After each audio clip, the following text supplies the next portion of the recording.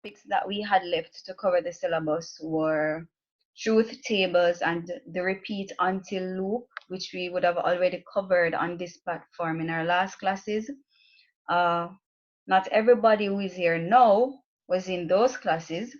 However, I did send the notes in the WhatsApp group and so on. So you guys will have to read it on your own as it stands now. How are you guys doing as it relates to the virus and everything? Are you guys coping well, staying in? How have you guys been?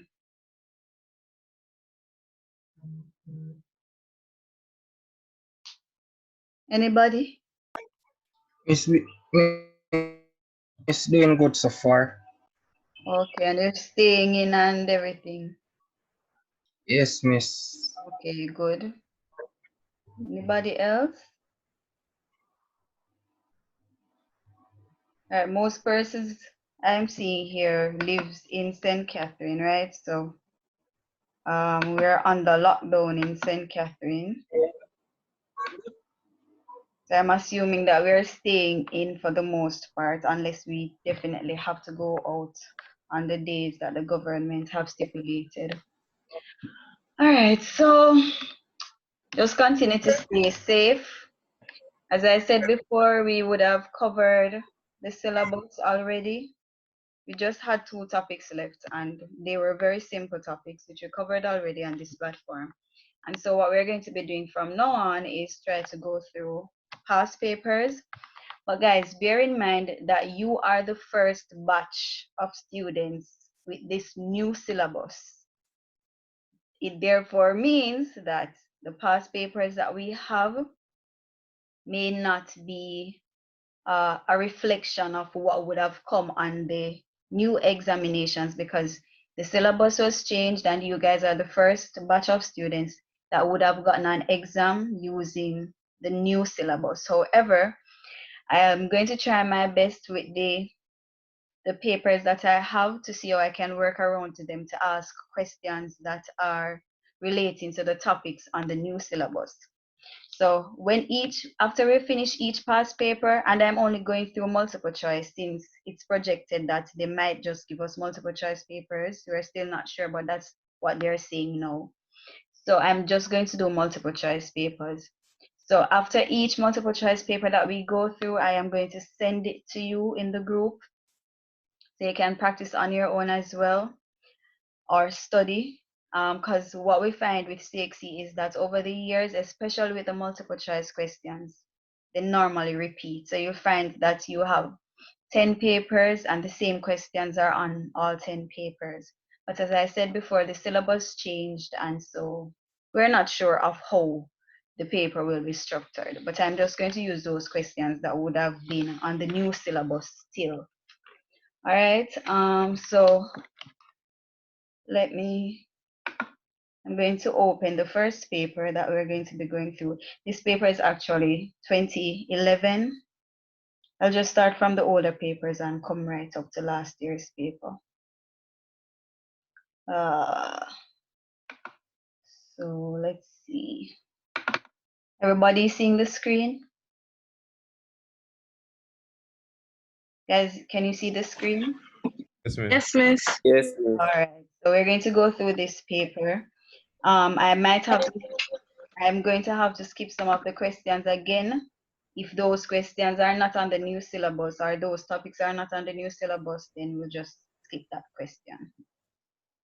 All right. So let's go. Number one, who wants to read?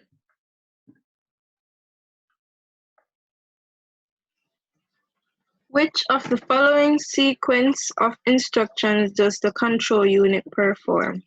Thank you, Samantha. And everybody can see the answers. So meditate on it and tell us which one you think is the answer. Number one. So we know what the control unit is, right? Is though, right? We learned this topic in grade 10. It's a part of the CPU. So the CPU has two parts, the arithmetic logic unit, ALU, and the control unit. The ALU is the part that controls calculations and so on. and the control unit now. That is what this is asking. What's the correct order of the things that the control unit does? Is it A, decode, then it execute, then fetch? Or is it B, fetch, decode, execute? Does it execute, then decode, then fetch? Or does it fetch, execute, and decode? What Miss, do is it B? B fetches, decodes, and executes? What do the others say? Everybody agrees with Samantha? Yes, miss. Yes, miss. All right, so B is correct. So what the control unit does is that it fetches, say you're on the computer and you're opening a file, right? It fetches the file out of the computer's memory, then it decodes it, as in it decides or deciphers what you're going to be doing, and then it executes whatever the program is. So it fetch, then it decodes, and then it executes. All right, number 2. All right. Can you see that image? I know it's a little bit blurry. Anybody can see what it looks like? Yes, miss. All right. Who is saying yes, Miss Joel? Yeah. All right. Joel, read number 2, please. The diagram above, the above diagram represents data capture method called. And everybody can see the items. So what say ye?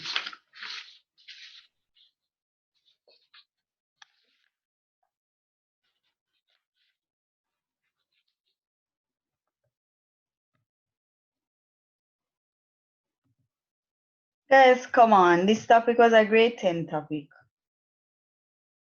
Easy topic. By the way, Joel, what is the topic? What is the picture showing? For those of us who cannot see it properly. Multiple choice paper. It's showing a multiple choice paper. So somebody is using a multiple choice paper. So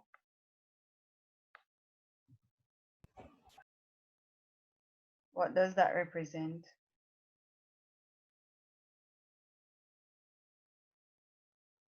Nobody knows.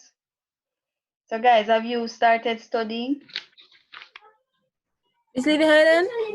Yes. Is it OMR, optical mark reader? Yes, it is OMR. Good, Tasia. All right, so it's optical mark reader. Guys, you need to start studying because you don't know what is happening, right? You don't know when the exam is going to be, if there's going to be an exam. So, but we really still have to start studying. So this is the optical mark reader. So this optical mark reader is an input device, and it is used to mark multiple choice papers. The CXC has their optical mark reader. They use it to mark all your multiple choice papers. And when you would have learned this in grade 10, you would have discussed with your teacher. If I wasn't your teacher, I'm not sure. You would have discussed with your teacher that the OMR, that is why they tell you when you're doing GSAT not to shade outside of the lines, and you must use an HB2 pencil, because if you shade out or you use another ink that it doesn't recognize, then it's going to skip over that question. All right, because it's a machine, it's a large machine that is called the OMR that's used to mark the papers. All right, moving on. Number 3. All right, we should be able to do this as well. Which of the following is most suitable for printing multiple form sheets?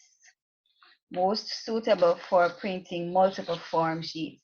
Multiple form just mean a sheet that has multiple forms on it. So a form is something that you fill out, right? So this is a sheet that has multiple forms on the one sheet of paper. So is it an inkjet printer, a dot matrix printer, a laser printer, or a plotter? Plotter. Plotter. What is plotter used for, Joel? I don't know. So you say plotter, they don't know. Miss, is it B or What What is B? Miss dot matrix? Anybody else? Laser. I be man, miss. Oh, you know that is B. Miss, me there I read them as well before you start, miss. So yeah. Okay. All right. So the answer is B, dot matrix printer. So dot matrix printer can print multiple forms on one sheet. So let's go back to the question though, Joel. You said plotter. A plotter is used to print large images like a map of the world and big images like those, and things that have like fine details, like how a map would have fine lines and details that you need to catch in the printing. A plotter is used to print those kind of images, like a blueprint for a house and stuff like that. All right, so number 4 looks like binary, which was not on the new syllabus. Number 5 is binary, not on the new syllabus, so we skip those. Number 6, an example of a menu-driven, well, not menu-driven, but it's called that as well. An example of a menu interface is pop up, pull down, push, pull, pull up. Up, up. Miss A, pop up. Correct. Anybody remember what the next one is called? It's 2 of them. User int. Huh? One is pop-up, the 2 types of menu interfaces. One is pop-up. Anybody remember the next one? The next one is pull down, which is not here. So there are 2 types of menu interfaces, pop-up and pull down. All right, number 7. Somebody read, please. Somebody that doesn't have a noisy background.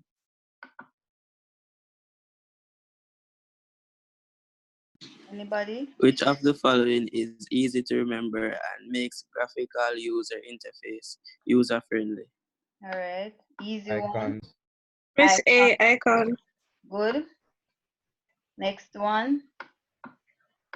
Go again, searching. Searching. Okay. An extranet is a network that is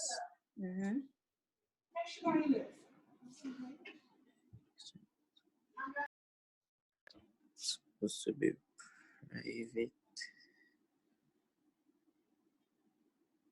So we have Is it C. C? What did you say, Samantha? So I said if it's by any chance C. Yes, it is C. All right. I was about to explain though. So the answer is C, a private with selected access from public network access. So extranet is a level of privacy on a network. So you have internet, intranet, and extranet. Internet is public, intranet is private, and extranet is basically a mixture of private and network. So it's basically private, but then you have some form of public access. So C is correct. All right, number 9. Yes, we can do that one. Somebody else with a noise-free background, can you read number 9?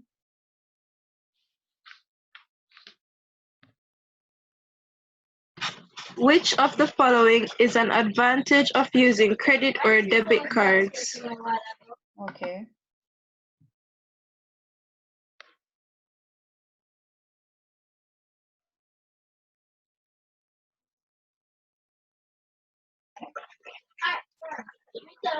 Come on, guys, this one not so hard, man. Common sense.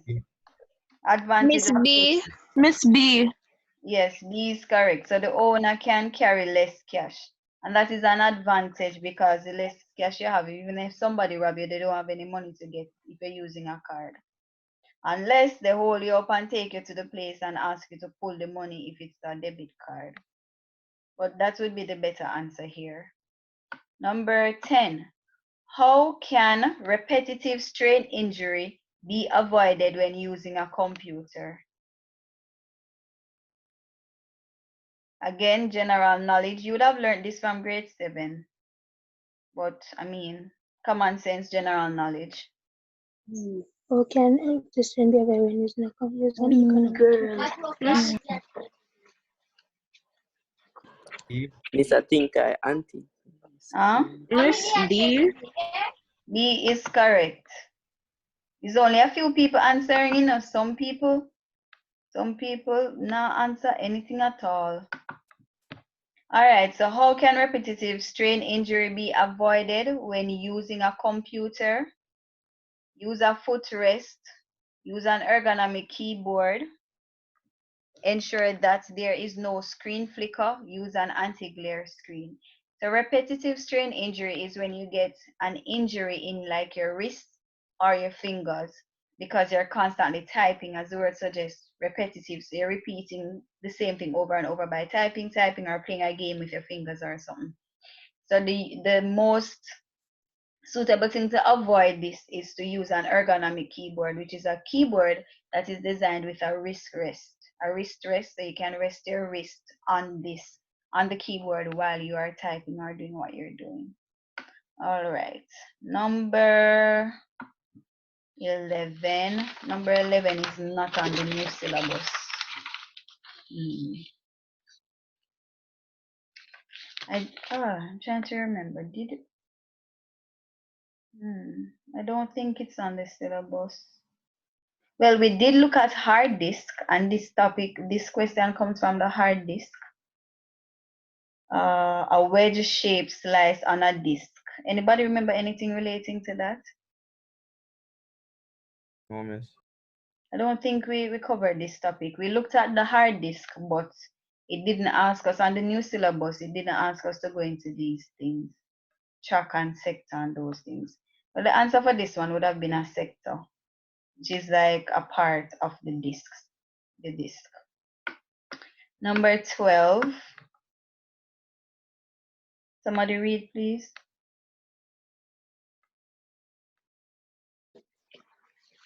Which of the following units performs mathematical calculations?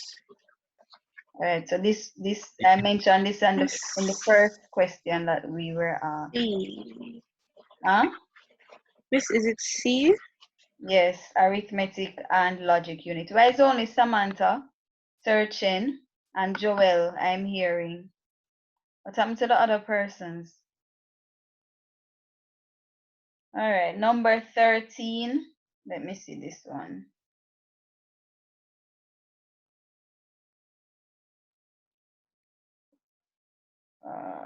Which of the following actions must be taken to get to record number? All right, yeah, we can answer this one. Joel, can you read number 13, please? Which of the following actions must be taken to get to record number 50 of 100 records on a floppy disk?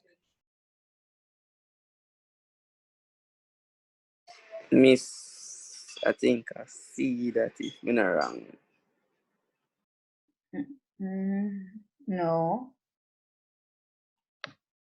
All right, so based on this, we have 10 minutes left. So when the 10 minutes is up, I'm going to send the next link and you click it so we can continue and go up to about 5 o'clock.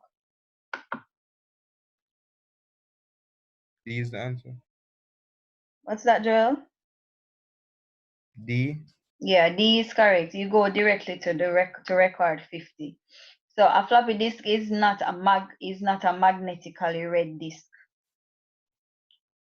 So remember that we have disks that you read them sequentially or you can read them directly.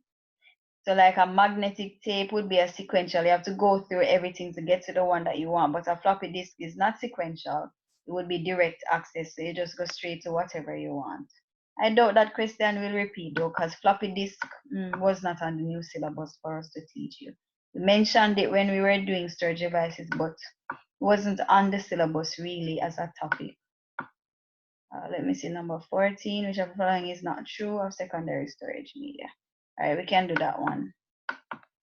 Which of the following is not true of secondary storage media? Is it A, pictures and text can be stored? B, storage capacity is typically around 1.44 megabytes?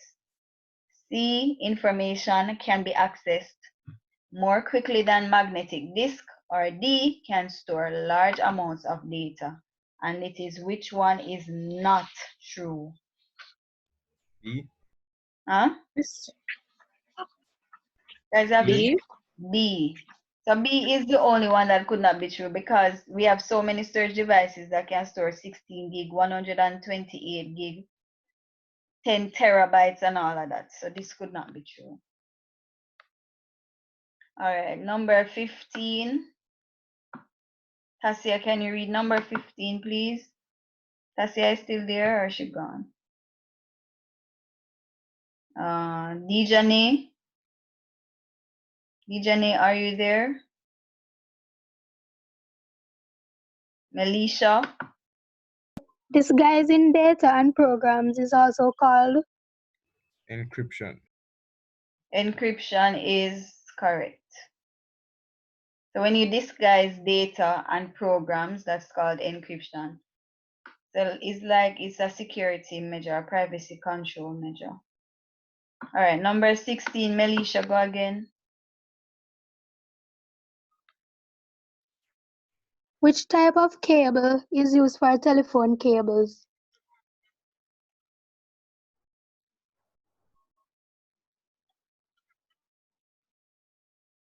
Miss C. C.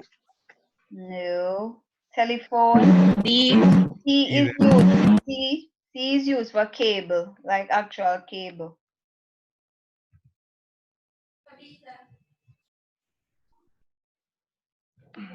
Miss But we B. say telephone cables, huh? B. No. Miss D. D. D, D, as miss. in dog, twisted pair. The twisted pair is used for telephone phone cables. Remember, this topic was from grade 10 as well, but you would have discussed that because the telephone, as in that's home phones, right? Because they use twisted pair cable, you could have like interference in the transmission of data, and sometimes you're talking and you hear like somebody else in the conversation and so on. Interference in the telephone line. All right, number 17. Well, this is common sense. When a file is removed completely from a disk, the data is deleted from the disk, read from the disk, saved to the disk, shared on the disk. This Miss question is so silly. Yeah. A. Number 18. A type of utility program used to reduce the size of a program is A, a file compression program, B, a troubleshooting program, C, an antivirus program, A. D, an Miss A. uninstall program. The answer is, yes, searching? Was it searching answering? A, miss. Yeah, A is correct. How did you know that the answer is A? Miss compressness. So Now when I compress things. what is compressing? What is compressing? What do you do when you compress? Miss, me would have said miss is like you put it together, miss. So, me say house like bread, miss. Yes, miss. A flat knit, miss. Like a flat knit bread, miss. So it compress together, miss. All right. But let's bring it to IT though. So that's a very good analogy, searching. I'm sure everybody can relate to that. They have the breads and the slices, and you just press them together so that it gets flat, and you can, well, you have one thing together. But as it relates to IT, so when you compress files, right? Say for example with your SBAs, if you wanted to send me everything, well, what most of you did was to send me everything individually. So you send me the website, the spreadsheet, the database, and everything was laid out like that. You attach them individually. But you could have compressed it. So you would have had everything in one folder, send it to compression, and then you would be able to just attach the one folder and send it to my email instead of sending each file individually. So what the compression does, as the question says, it reduces the size of it so that it could be sent as in one file. It's like one file. All right, so number 19 is binary, not on the syllabus. 20 binary, not on the syllabus. 21 binary. 22 binary. All right, 23. Somebody read 23, please. Can somebody read 23? Raymond is very interested in teaching users about a particular software program and showing them how to print their reports. He may want to consider a career as a... All right, so anybody? You said it's mostly Miss grade 10 topics and well, when I reach the back part, the back parts normally have the programming and so on. What's number Miss A, 10? Miss. A. Very good, a computer trainer. Everybody see that, right? Why not hearing Yes, anything from miss. Sashay and Yes, miss. Mickey Yes, miss. and not answer none of my question them. Mr. Michael, Miss. Yeah, but you're saying yes, but you're not answering none of my question them. Mr. Me just answer and say A, Miss. Okay. All right, number 24. What is the name? By the way, we have 2 minutes, so when it cut off, I'm just going to send the next link in the WhatsApp group so we can continue, all right? Number 24. What is the name of the folder that contains the web page in the fictitious URL given below? So this is the URL, right? Which is the name of the website, and it's asking, what is the name of the folder? Or which part of this would represent the folder? A. This question is kind of weird. What I said, Joel? A. No, remember, A stands for Hypertext Transfer Miss Protocol. Miss D. D. Huh? D. Go again? Miss D. Yeah, B as in boy. So this part is the name of the website, faceme.com. And friends right here would mean that the folder that is coming from is called friends. And then this part, .htm, is the extension. All right. Number 25. And it said less than 1 minute, so maybe it's going to cut off. So I'm just going to end it and let me send you the next. Let me send the next link in the meantime, because it's going to cut off. So we'll pick up where we left off. I'm going to send it in the WhatsApp group. Please, guys, just come on as quickly as possible. Because remember, Zoom only gives us 40 minutes. So I'm going to send it.